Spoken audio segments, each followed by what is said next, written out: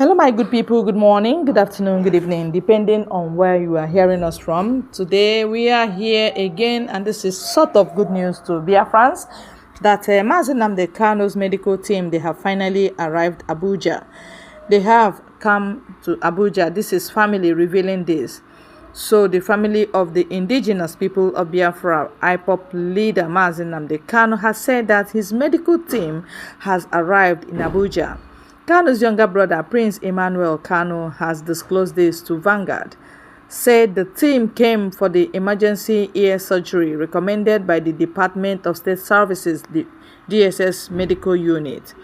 He said that the team was awaiting permission from DSS to assess the IPOP leader to properly examine him. The medical unit of the secret police had about penultimate week recommended urgent ear surgery for Kanu. Kanu has remained in solitary confinement at Abuja, headquarters of DSS, since his abduction in Kenya and subsequent extraordinary rendition to Nigeria in June 2021. Despite several court judgments as well as the United Nations opinion that Kanu be unconditionally released and compensated, the federal government is yet to release him. There have been clamors and appeals by eminent Nigerians and groups to free Kanu.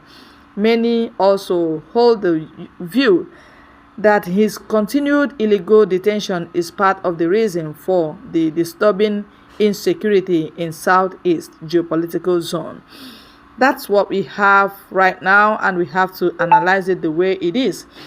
Yes, DSS head or DSS boss is the one trying to kill Nnamdi Kanu, because the department has already approved for the urgent ear surgery for Nnamdi Kanu, and yet they've been saying since last week or even 2 weeks ago that the DSS boss is yet to consent to give his signature so that Kanu's emergency surgery will be carried out. Now that the medical team are there, he is still frustrating them. He's still making them to feel they are worthless, or what they have come is nonsense. That is Fulani for you. They are so illegal, they are so adamant, they are so demonic. Ndị Igbo should know that the Fulani people are the ones holding Nnamdi Kanu, not any law, not any other tribe in Nigeria, because he revealed the Islamization agenda of Fulani. That is why they have taken it upon themselves, all of them inclusive. They are telling you they will not release him. And Nigeria, if you say Nigeria is a country, is it Fulani country? Nigeria is country for 3 geopolitical zones and even other tribes made up of Nigeria. So if other tribes agree that Kanu be released, why is it one tribe that say Kanu will not be released? And despite court rules, they have insisted that he must not be released, and yet it is working the way they planned it. People should reason that Nigeria is no more. Whoever that telling you that Nigeria is working or will work is fooling himself, because Fulani suddenly hijacked power. Even as Tinubu is there, Fulani is still there, controlling and telling him what goes and what should not go. Whatever that will not favor them will never fly, despite the president who is there.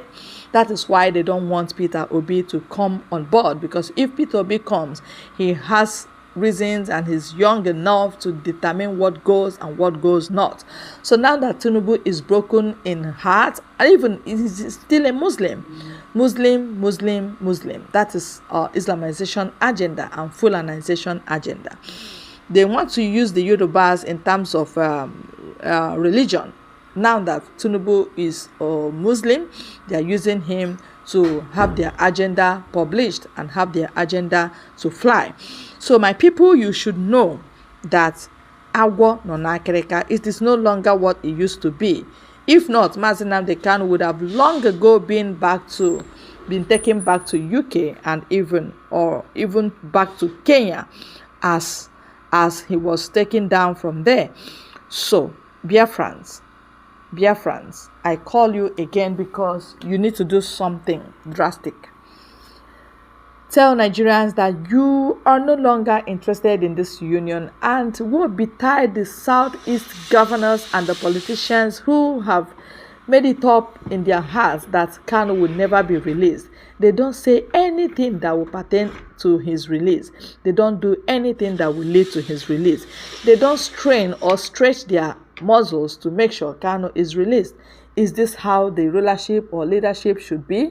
It shouldn't be. If you are that weak, if you are a weakling when it comes to politics, know that your weakness will still get down home because nobody will listen to you because you are not a leader. A leader is known by his command and how he carries out the command and how people follow him when he gives command.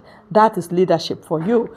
So that is what Nnamdi Kanu is telling the Vanguard, and I know invariably he's telling Biafrans this is the stage where they are right now.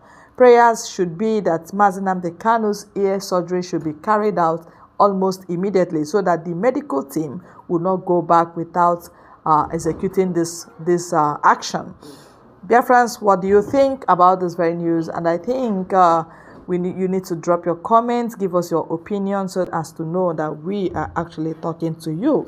You have all been awesome on this channel, wonderfully doing well.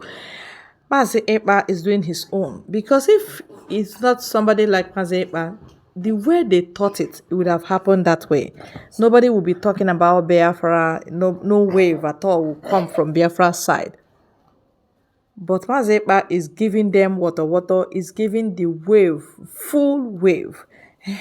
So now it is better for them to release Nnamdi Kanu to know how to conduct referendum, because these people have told you no, that whether heaven falls, whether sunshine or rain, that they want Biafra. You can't force a whole region.